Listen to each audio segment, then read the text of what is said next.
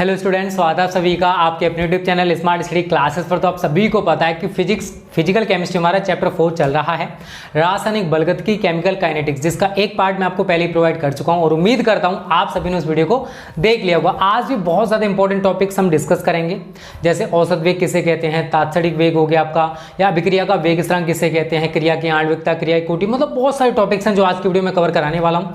तो ये चैप्टर देखोगे तो बहुत ज़्यादा बड़ा नहीं है, और आप सभी कहते हो सर एनसीईआरटी बहुत ज़्यादा हेडिंग्स हैं। तो स्टूडेंट उन हेडिंग्स का कोई फायदा नहीं है, क्योंकि जितनी आपके बोर्ड एग्जाम्स में सफिशिएंट है वो सब हम आपको करा देंगे, टेंशन मत लो। देखो इस चैप्टर से न्यूमेरिकल ज़्यादा बनते हैं, तो अब आपको उन टॉपिक्स पर ज़्यादा फोकस करना है जो बोर्ड परीक्षा में ज़्यादा पूछे आते हैं। अगर फालतू टॉपिक्स पर डिस्कस करोगे या फालतू टॉपिक्स हम आपको पढ़ाएंगे तो उनको पढ़ने से कोई भी फायदा नहीं होने वाला। अगर आप प्रीवियस पेपर उठा के देखोगे ना और उनका एनालिसिस करोगे तो आपको पता चल जाएगा कि किस टाइप के क्वेश्चन आते हैं और हम आपको किस तरीके से पढ़ा रहे हैं। यार टेंशन मत लो, 8 से 9 साल का एक्सपीरियंस है, वो ऐसे ही नहीं आया है, ठीक है।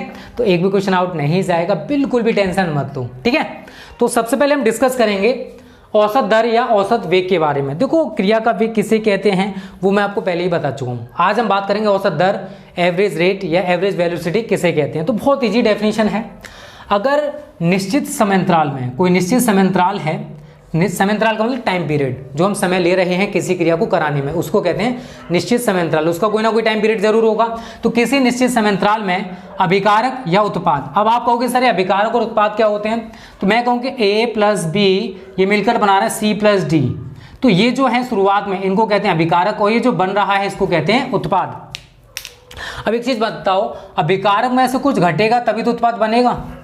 तो इसका मतलब क्या कि अभिकारक की सांद्रता में तो कमी होगी, लेकिन उत्पाद की सांद्रता में होती है वृद्धि। तो यही मैंने लिखा है, अभिकारक या उत्पाद की सांद्रता में हुए परिवर्तन की दर को अभिक्रिया की औसत दर या वेग कहते हैं। अब देखो कोई टाइम पीरियड है और अगर हम किसी रिएक्शन को करा रहे हैं तो अभिकारक आपस में मिलकर उत्पाद बनाते हैं, तो अभिकारक की सांद्रता में तो कमी होगी, लेकिन उत्पाद जो बन रहा है उसकी सांद्रता में समय के साथ साथ वृद्धि होती चली जाएगी। तो आगे मैंने यही लिखा है, अगर हम औसत वेग आर एवरेज रेट एवरेज बराबर माइनस अभिकारकों की सांद्रता में परिवर्तन, माइनस मैंने क्यों लगाया, इसका मतलब यह है कि समय के साथ साथ अभिकारक की जो सांद्रता है उसमें कमी आती जाएगी। और यहां पर मैंने प्लस लगाया, इसका मतलब क्या है कि समय के साथ साथ जो जैसे जैसे समय बढ़ेगा उत्पाद की सांद्रता में वृद्धि होती चली जाएगी, ठीक है। तो आर एवरेज बराबर माइनस अभिकारकों की सांद्रता में परिवर्तन बटे परिवर्तन में जितना टाइम लगा रहा है। जैसे सपोज करो अभिकारक से हमें उत्पाद बनाना है, 5 सेकंड लगे अभिकारक से उत्पाद बनने में, तो वो 5 सेकंड का टाइम नीचे आ जाएगा और अभिकारक की सांद्रता में कमी होने वाली है। समय जैसे जैसे बढ़ता जाएगा अभिकारक की सांद्रता घटती जाएगी और उत्पाद की सांद्रता बढ़ती जाएगी, ठीक है। तो मैंने यहाँ यही लिखा है। तो आर एवरेज बराबर माइनस अभिकारकों की सांद्रता में परिवर्तन बटे परिवर्तन में लगा समय। और अगर हम उत्पाद की बात करें तो उनके लिए अगर आर एवरेज आप निकालोगे तो प्लस, क्यों, क्योंकि उत्पाद की सांद्रता, देखो ये दोनों मिलकर उत्पाद बना रहे हैं, इसका मतलब क्या कि इनकी सांद्रता तो कम होगी लेकिन इनकी सांद्रता बढ़ती चली जाएगी, इसी वजह से मैंने यहाँ पर प्लस दिखाया है। औसत वेग बराबर उत्पाद की सांद्रता में परिवर्तन बट्टे परिवर्तन में लगा समय। तो रटना नहीं यार, बहुत इजी डेफिनेशन है, कुछ भी नहीं है। किसी निश्चित समयांतराल में अभिकारक या उत्पाद की सांद्रता में हुए परिवर्तन की दर को औसत दर या वेग कहते हैं। और यहाँ पर लिखने का रीजन ये, यार सारी डेफिनेशन मुझे याद है, टेंशन मत लेना, आपका टाइम ज्यादा खर्च ना हो। मेरा टाइम तो और ज्यादा ही गया, बट आपका टाइम वेस्ट नहीं होना चाहिए, इसी वजह से मैंने कुछ डेफिनेशंस को ऐसे लिख दिया। बहुत इजी डेफिनेशंस है, इनमें कुछ नहीं है। नोट में भी ये मैंने यही लिखा है, ऋणात्मक चिन्ह समय के साथ अभिकारक की सांद्रता में कमी को एवं धनात्मक चिन्ह समय के साथ उत्पाद की सांद्रता में वृद्धि को प्रदर्शित करता है। यही तो मैंने आपको बोला था। तो नोट में भी हमने वही लिखा है कि जो माइनस चिन्ह है वो समय के साथ अभिकारक की सांद्रता में कमी को दिखा रहा है, और जो प्लस चिन्ह है वो समय के साथ जैसे जैसे समय बढ़ रहा है उत्पाद की सांद्रता में वृद्धि होती जा रही है। तो ये यहां तक आपको क्लियर हो गया होगा कि आर एवरेज किसे कहते हैं, रेट ऑफ औसत दर या औसत वेग किसे कहते हैं, ठीक है। अब बात करते हैं तात्क्षणिक वेग। बहुत इजी डेफिनेशन है। क्षण का मतलब क्या होता है, बहुत अल्प समय, बहुत ही कम टाइम। तो किसी निश्चित समय का मतलब यहाँ पे मैं टाइम बहुत छोटे से पल से ले रहा हूँ, बहुत ही कम टाइम से ले रहा हूँ। क्षण का मतलब एक मूवमेंट होता है, ये नहीं कि 10-12 घंटे या 15-20 मिनट की बात करूँ, बहुत ही छोटा सा टाइम की बात कर रहा हूँ मैं। तो किसी निश्चित समय मतलब क्षण पर अभिकारक या उत्पाद की सांद्रता में होने वाले परिवर्तन की दर को, डेफिनेशन देखोगे तो बिल्कुल सेम है, थोड़ा बहुत अंतर है।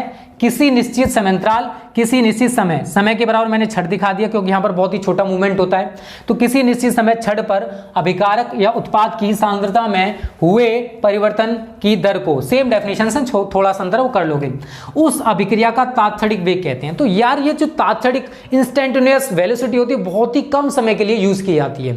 और वास्तव में एक बात मैं आपको बताऊं, ये जो तात्क्षणिक वेग होता है ना, इसी को हम वास्तविक वेग कहते हैं। मैंने नोट पॉइंट में भी यही लिखा है कि तात्क्षणिक वेग जो है वही अभिक्रिया का क्या है, वास्तविक वेग होता है। हमें पता चल जाता है जो रिएक्शन हो रही है उसका रियल वेलोसिटी क्या है, वो हम किससे ज्ञात कर सकते हैं, उस इंस्टेंटेनियस वेलोसिटी से या उस तात्क्षणिक वेग से। तो तात्क्षणिक वेग जो है वो वास्तव में उस अभिक्रिया का वास्तविक वेग कहलाता है। क्लियर है ना, कोई दिक्कत नहीं होगी। अब बात करते हैं अभिक्रिया का वेग स्थिरांक, रेट कांस्टेंट ऑफ रिएक्शन। तो देखो स्थिर ताप पर, यहां पर आपको ये याद रखना है कि जो टेम्परेचर हम यूज कर रहे हैं, जो भी टेम्परेचर है उसको कांस्टेंट रखना है। अगर टेम्परेचर कांस्टेंट है तो जो अभिक्रिया का वेग स्थिरांक है वो अभिक्रिया के वेग के बराबर होता है, अभिक्रिया के उस वेग के बराबर होता है या अभिक्रिया के वेग के बराबर होता है। लेकिन एक और कंडीशन है, जबकि अभिकारक या उत्पाद की जो सांद्रता है वो एकांक होनी चाहिए। मैं यहाँ पर एग्जाम्पल के थ्रू आपको थोड़ा समझाने का प्रयास करूंगा। जैसे एक्स का मतलब यहाँ पर कितने, अब ए क्या अभिकारक है, वाई बी, और यहाँ पर बी क्या है अभिकारक है, एक्स और वाई कितने अणु यूज कर रहे हैं। जैसे आपने 2s2 3s2 सुना हो तो वो ये है। अब ये दोनों मिलकर स्टूडेंट क्या बनाएंगे, आप सभी को पता है कोई ना कोई उत्पाद बनाएंगे। तो यहाँ पर क्या लिख सकते हो आप, प्रोडक्ट बनेगा हमारा।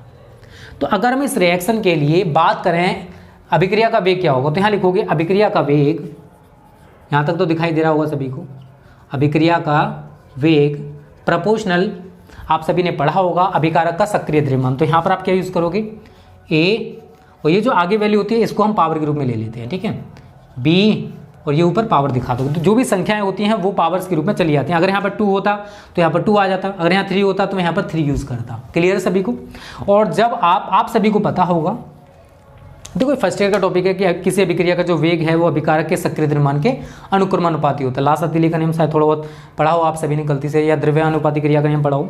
तो अभिक्रिया का जो वेग है वो अभिकारक के सक्रिय द्रव्यमान के अनुक्रमानुपाती होता है। और जो आगे संख्याएं लिखी होती हैं वो इसके पावर्स के रूप में चली जाती हैं। ये ए अभिकारक है उसकी सांद्रता है, ये बी अभिकारक उसकी सांद्रता है, और जो आगे लगी हुई थी हमने उनको पावर्स के रूप में दिखा दिया। आगे सॉल्व करोगे इसको तो लिखोगे अभिक्रिया का वेग, हम इसको dx/dt लिखते हैं, इज इक्वल टू, यहाँ पर जब इसको हटाओगे तो कोई ना कोई कांस्टेंट आएगा, तो यहाँ पर आता है k इंटू, ये आपका लिखोगे a x and b y। ठीक है, यहाँ तक आपको क्लियर हो गया होगा। जहाँ k क्या है, यहाँ k इज इक्वल टू अभिक्रिया का वेग स्थिरांक, जहाँ k बराबर अभिक्रिया का वेग स्थिरांक, अभिक्रिया का वेग स्थिरांक। अगर मैं आपसे कहूँ कि अभिकारक की सांद्रता, ये जो a और b हैं, यहीं पर थोड़ा सा देख लीजिए, यहीं पर खत्म हो जाएगा टॉपिक। तो वैसे अगर मैं कहूँ कि अभिकारक जो हमने ले रखे हैं इनकी जो सांद्रता स्टूडेंट वो कितनी है, 1 है, उनकी सांद्रता कितनी है, 1।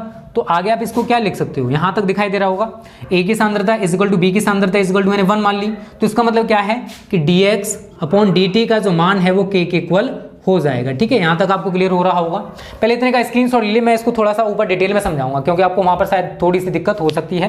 कुछ नहीं था, हमने यहाँ पर कोई रिएक्शन दिखाई x a plus y b. x का मतलब जितने अणु आप यूज कर रहे हो a और b के उतने, x का मतलब a के आगे जितने लगे हुए, b के आगे जितने लगे हुए वो y हो जाएंगे। तो अभिक्रिया का वेग प्रोपोर्शनल a अभिकारक है उसकी सांद्रता के ऊपर x पावर लगाओगे, क्योंकि यहाँ पर जितनी वैल्यू होगी वहाँ पर x के रूप में आ जाएगी, b के ऊपर y लगाओगे। ठीक है, उसके बाद अभिक्रिया का वेग हम dx/dt दिखा सकते हैं इज इक्वल टू, आप इसको हटाओगे तो कोई ना कोई कांस्टेंट आएगा, तो यहाँ पर क्या आएगा k, और k क्या है स्टूडेंट, अभिक्रिया का वेग स्थिरांक। तो अगर a और b, अगर a अभिकारक जो उसकी सांद्रता और b अभिकारक जो उसकी सांद्रता अगर 1 है तो dx/dt का जो मान है वो k इक्वल हो जाएगा। तो इसका मतलब क्या है कि स्थिर ताप पर अभिक्रिया का जो वेग है वो जो अभिक्रिया का वेग स्थिरांक है उसके इक्वल होगा, लेकिन कब होगा, जब अभिकारक की सांद्रता एकांक होगी। तो इस तरीके से स्टूडेंट आप डेफिनेशन बना सकते हो अभिक्रिया के वेग स्थिरांक की। तो जल्दी से इसका स्क्रीनशॉट ले लो, फिर हम कुछ टॉपिक्स और डिस्कस करने वाले हैं।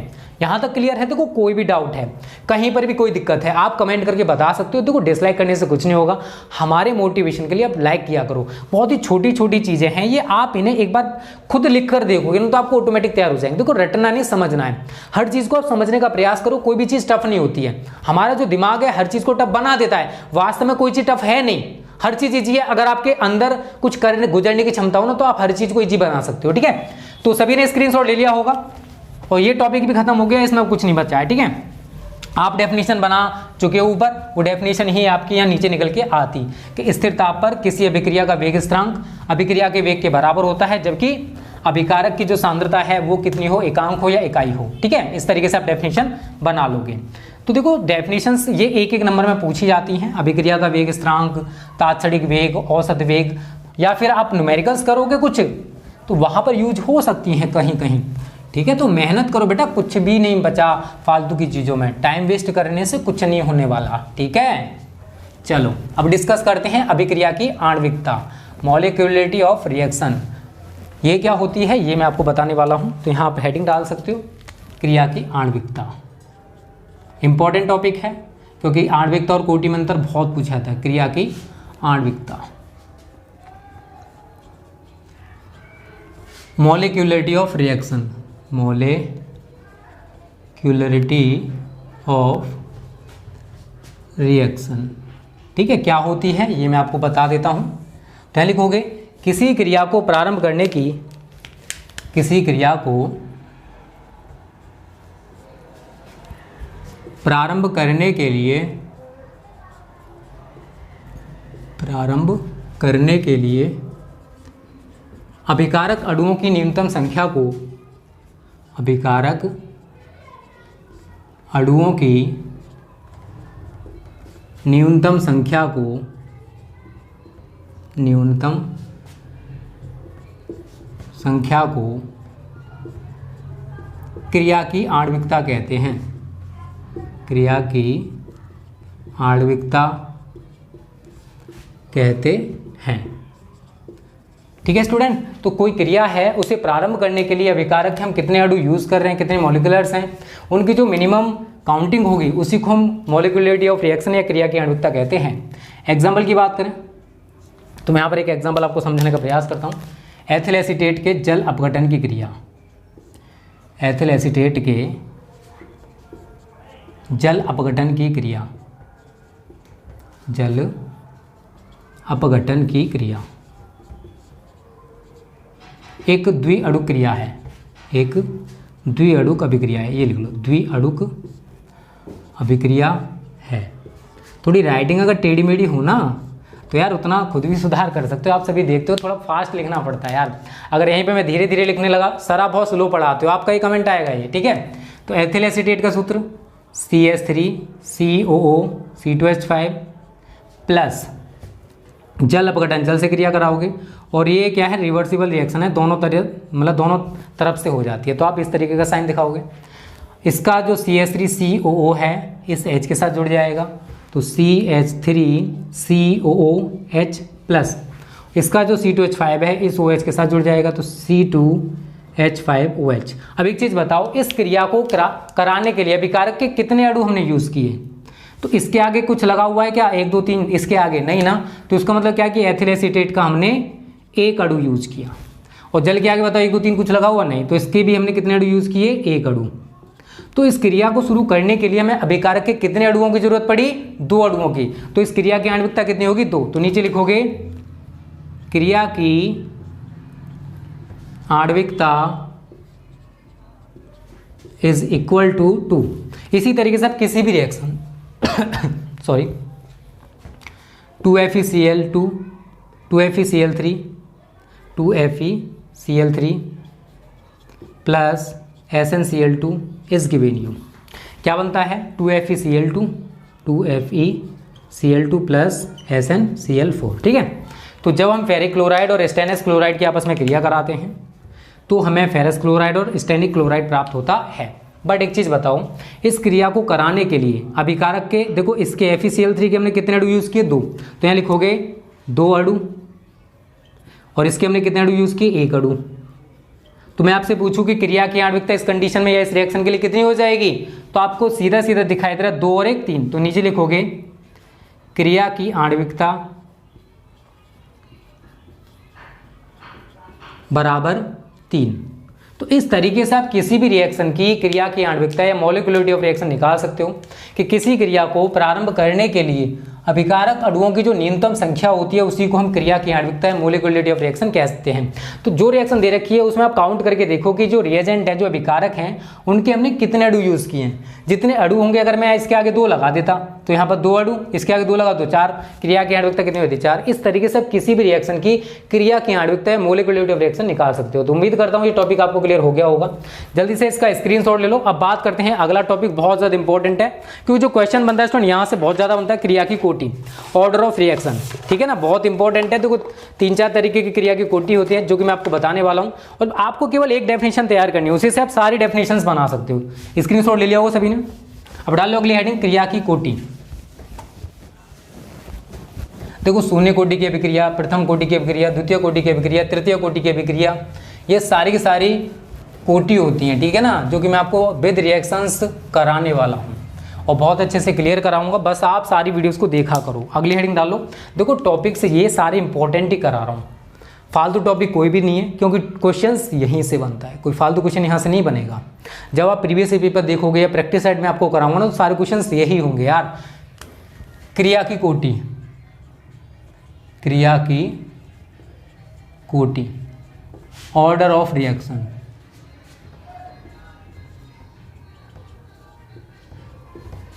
अब क्या होती है ये जान लीजिए। देखो सेम डेफिनेशन है, थोड़ा सा अंतर आ जाएगा क्रिया की आणविकता और क्रिया कोटि में। तो किसी क्रिया को प्रारंभ करने के लिए अभिकारक अणुओं की न्यूनतम संख्या, यहाँ तक सेम है, जिनका सांद्रण अभिक्रिया की गति के साथ परिवर्तित होता है।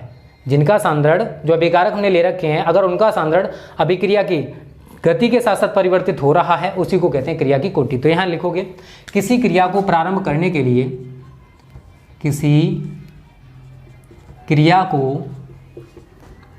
प्रारंभ करने के लिए अभिकारक अणुओं की न्यूनतम संख्या, अभिकारक अणुओं की न्यूनतम संख्या जिनका सांद्रण अभिक्रिया की गति के साथ, जिनका सांद्रण अभिक्रिया की गति के साथ, अभिक्रिया की गति के साथ परिवर्तित हो जाता है, परिवर्तित होता है, कोमा क्रिया की कोटि। देखो डेफिनेशंस हर टीचर आपको डिफरेंट टाइप से कराएगा, ठीक है ना, तो इसकी डेफिनेशंस आपको अलग अलग देखने को मिल सकती हैं। क्रिया की कोटि या ऑर्डर ऑफ रिएक्शन कहते हैं,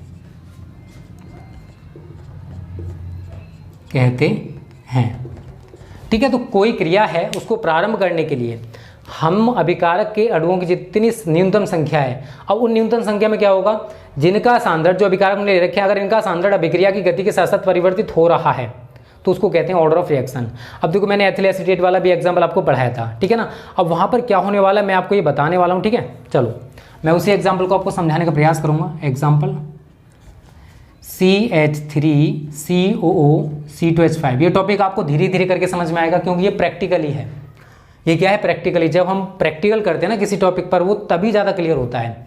और क्रिया की कोटि हम प्रैक्टिकल करके निकालते हैं। कोई भी रिएक्शन आपको दे रखी है, जब आप प्रैक्टिकल करोगे तब जाके उसकी वैल्यू निकल के आएगी। तो CH3CO C2H5 plus H single bond OH जल हो गया, तो इसका CH3COO और इसका H, CH3COOH प्लस इसका C2H5 और इसका OH, C2H5OH। अब स्टूडेंट समझने का प्रयास करना। देखो अगर मैं आपसे क्रिया की आणविकता पूछता तो आप कहते सर एक अणु और एक अणु, हमारी क्रिया की आणविकता सीधी सीधी निकल के आ गई 2। क्रिया की आणविकता कितनी है, 2। लेकिन जब हम इसे प्रैक्टिकली देखते हैं, क्योंकि ऑर्डर ऑफ रिएक्शन में प्रैक्टिकली निकालना और ये सैद्धांतिक निकालते हैं, ये हम गणनाओं के द्वारा निकालते हैं क्या, क्रिया की आणविकता। बट जो ऑर्डर ऑफ रिएक्शन होता है ना, उसको हम प्रैक्टिकल करके निकालते हैं। तो अगर हम इसके प्रैक्टिकल करते हैं तो क्या होता है, एथिल एसीटेट जो है स्टूडेंट, उसके एक अणु की सांद्रता में तो परिवर्तन होता है।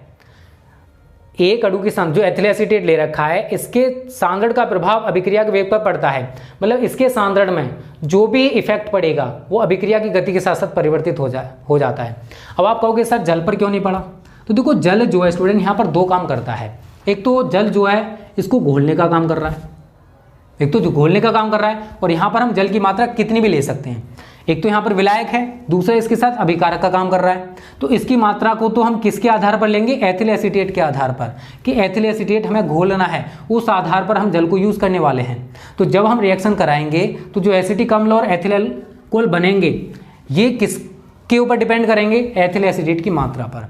तो अभिक्रिया की जो गति है उसका सीधा सीधा इफेक्ट एथिल एसीटेट की सांद्रता पर पड़ेगा। तो अभिक्रिया की गति के साथ साथ जो एथिल एसीटेट का सांद्रण है वो भी परिवर्तित होता जाएगा, लेकिन जो जल है उसके सांद्रण पर कोई भी इफेक्ट नहीं पड़ेगा, क्योंकि हमने उसकी मात्रा को ले रखा है ज़्यादा, क्योंकि हमें एथिल एसीटेट घोलना था, उसकी मात्रा को तो हम कितना भी ले सकते हैं। अब ये थोड़ी ना है कि हम एथिल एसीटेट के बराबर जल लें, जल की मात्रा को कितना भी लिया जा सकता है। और जब हम प्रैक्टिकल करेंगे तो हमको पता चल जाएगा कि जो एथिल एसीटेट है उसकी सांद्रता में परिवर्तन हो रहा है, लेकिन जो जल है उसकी सांद्रता में कोई परिवर्तन नहीं होगा। क्यों नहीं होगा, क्योंकि जल की मात्रा को हमने ज़्यादा ले रखा है, और जो परिवर्तन होगा वो थोड़ा बहुत होगा जो कि हमें पता नहीं चलेगा। तो परिवर्तन इस रिएक्शन में केवल और केवल एथिल एसीटेट की सांद्रता पर होता है, जल पर बिल्कुल नहीं होता। तो जिसकी सांद्रता परिवर्तन होता है उसकी कोटि हो जाती है 1। तो इसकी कोटि कितनी लिखोगे, 1, और इसकी कोटि में मतलब सांद्रता पर कोई प्रभाव नहीं पड़ा है तो यहाँ लिखोगे 0 कोटि। तो इस क्रिया की कोटि अगर आपसे पूछेगा तो कितनी हो जाएगी, क्रिया की कोटि ऑर्डर ऑफ रिएक्शन 1। तो क्रिया की कोटि इज इक्वल टू कितनी होगी, 1। धीरे धीरे करके टॉपिक समझ में आ जाएगा, टेंशन मत लो, क्योंकि अभी तो आपका फर्स्ट डे है, पहले दिन आप ये टॉपिक समझ रहे हो, और इसी टॉपिक पर आपके न्यूमेरिकल्स का आएंगे जो कि प्रथम कोटि की अभिक्रिया का व्यंजक मैं आपको पढ़ाऊंगा ना वहाँ पर। अब देखो 4 प्रकार की मैं कोटियाँ पढ़ाने वाला हूँ आपको। शून्य कोटि की अभिक्रिया, क्योंकि अगली वीडियो इसी टॉपिक पर आएगी, शून्य कोटि की अभिक्रिया, प्रथम कोटि की अभिक्रिया,